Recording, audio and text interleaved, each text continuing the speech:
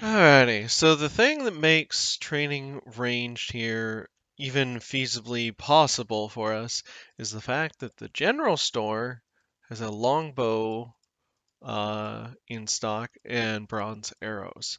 So pretty much that's the main reason why we need plenty of GP going into this is we got to get the longbow, which we did, and then stockpile as many arrows as we can.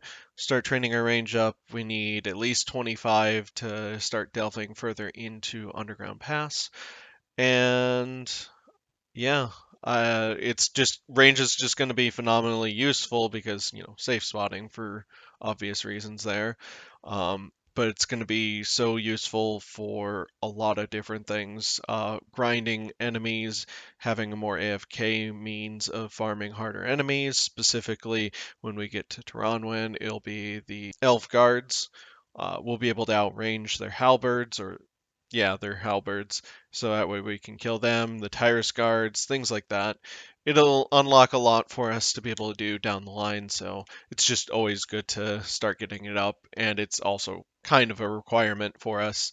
Anyways, gonna get some more arrows and start training up on rats just because like they have no defense and we'll waste as few of our arrows as possible early on, and then we'll eventually transition back to the zombies in the graveyard. But yeah, I just wanted to touch on that really quick.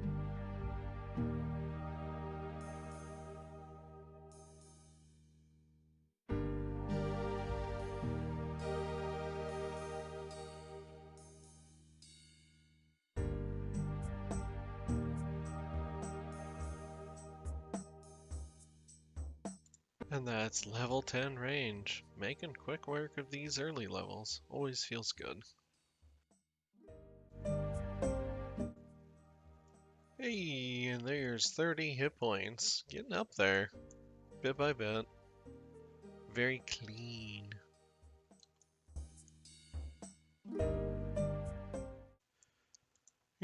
I don't think I've mentioned it so far in my series, or at least touched on it too terribly much. But like the importance of like random events for this account. Um, as you can see, I have gotten a fair number of them across the board here. I do need to be paying attention to them because early on, a lot of them give me a decent amount of XP. There's a couple important ones though. Um, some of the biggest ones being like the Dunce Random or the Genie for XP because we gotta lamp our Hunter all the way up to 27 in order to start really training our Hunter when we get to Tirannwn. That's kind of crucial because we do need the hunter level for Song of the Elves, and also Implings give us access to a lot of items and gear and food and a lot of different things. One of the other main important random events that we need is the maze random from the Wise Old Man, or Mysterious Old Man, sorry. Wrong Old Man. Anyways, the reason for the maze random being so crucial is not necessarily the end reward, it's actually the chests. You see, when you loot the chests, they can give you an assortment of items, runes, arrows, bronze bolts, some random potions, just like the attack, strength, and defense potions. And, you know, when you loot them, they are looted and you can't re-loot them. However, I don't know if it still exists. I think it still does. I'm pretty certain it still does. If you loot it, there's a dialog box that stalls the ticking down of the maze random's reward potential. And if you just keep that dialog box open until the chest closes automatically after a time, you will be able to reloot the chest with only a little bit of the reward potential going down, and eventually, when it would reach zero, it'll just boot you out of the maze. The benefit of this is we're able to just chain loot the chests. Just it takes a little while, but it's beneficial to our account because it would get us access to a lot of elemental runes and ammunition, so we can train range, so we can stockpile some runes up and train magic, because we do need to get our magic level up much, much higher. Because not only do we need it in order to train construction, we need it for combat. We need it for when we very, very far in the future for when we get to Song of the Elves, etc.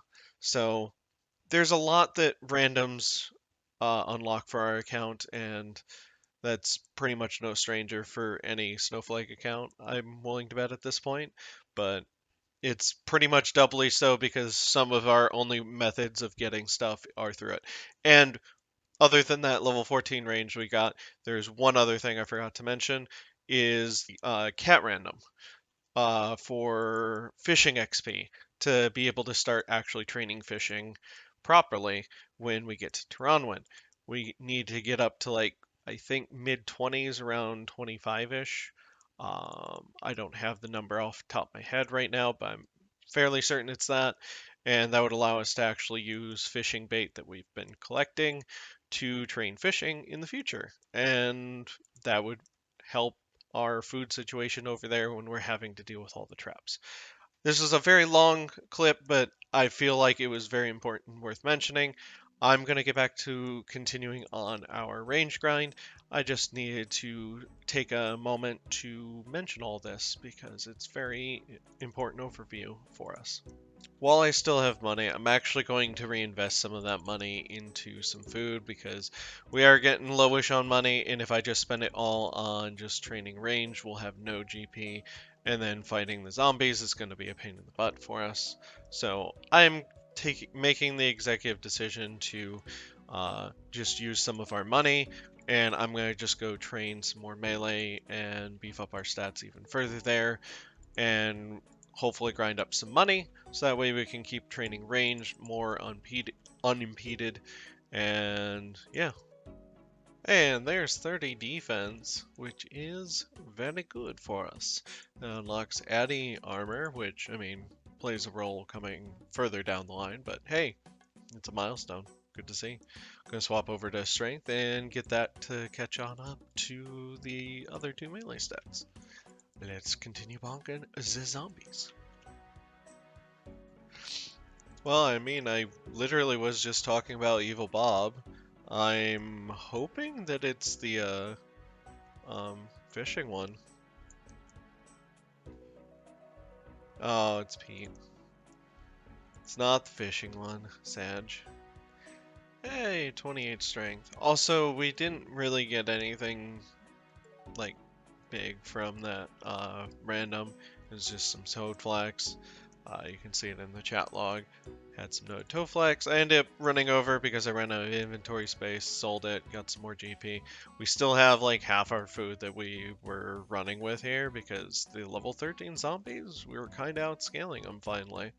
So it's looking positive for our cash flow, which is a really nice feeling, to be honest. These prayer levels sneak up on me when I'm not paying attention, I swear. Level 8, let's go.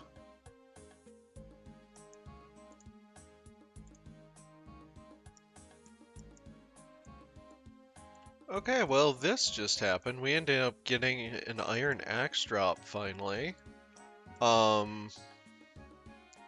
This gives us infinite money. As long as we train up our fletching a little bit, we can start making, start fleshing like just regular longbows and selling them to the shop. We should be able to theoretically just make our money that we need. I do not want to say the phrase. You can't make me. This changes everything. There, I said it. It's a meme. I know. Moving on. I just missed it, but that is... Well, there's another nature rune drop, but we just got 30 strength, which brings our melee stats all to base 30s now, which is a very nice, clean-looking setup for us. I'm dropping a couple copper ore because I think I'm going to just cap what I have on me to 5 right now, just for the sake of inventory. I can't be holding on to it forever, and it's going to be a while still before we can actually get the smithing grind going.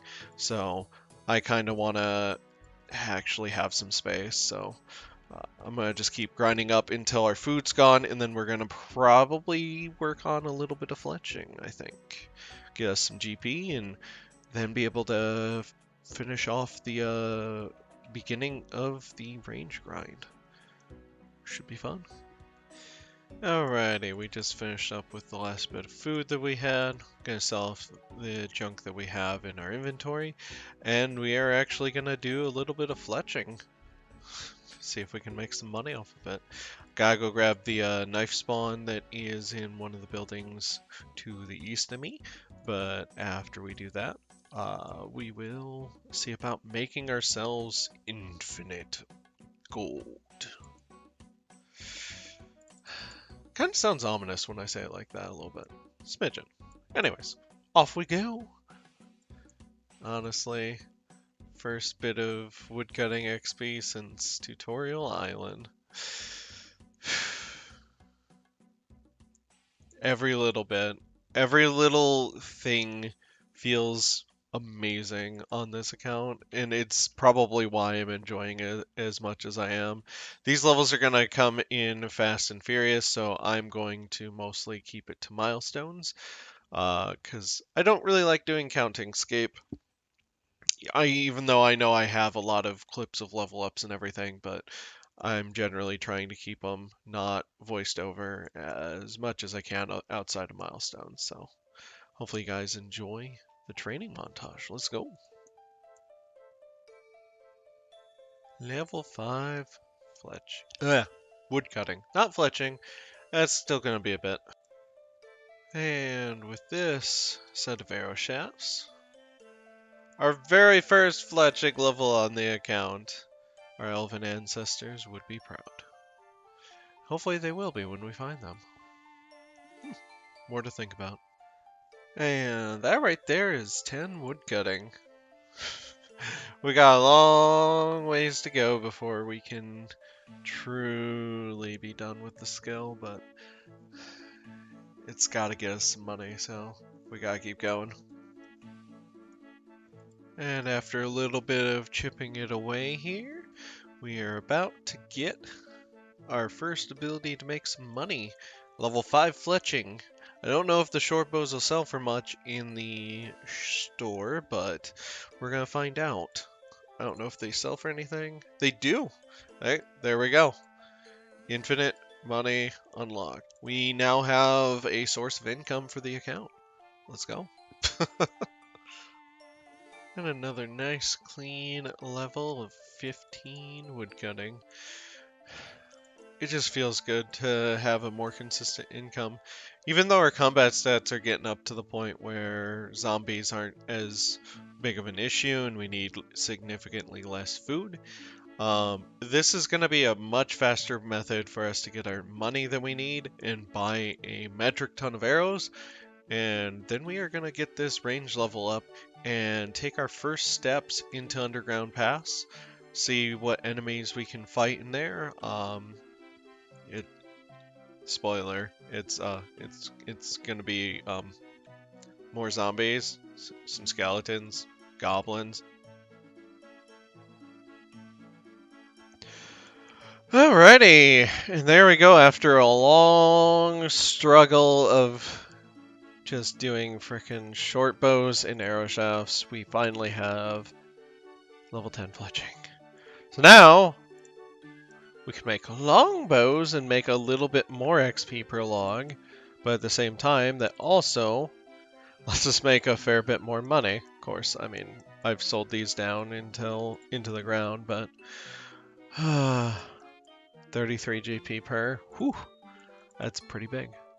I'm gonna keep grinding on this for a while, get up a decent stack of cash, and then just start world hopping, buying a bunch of bronze arrows, and then we are going to just power through to get 25 range so we can finally delve into the underground pass over there.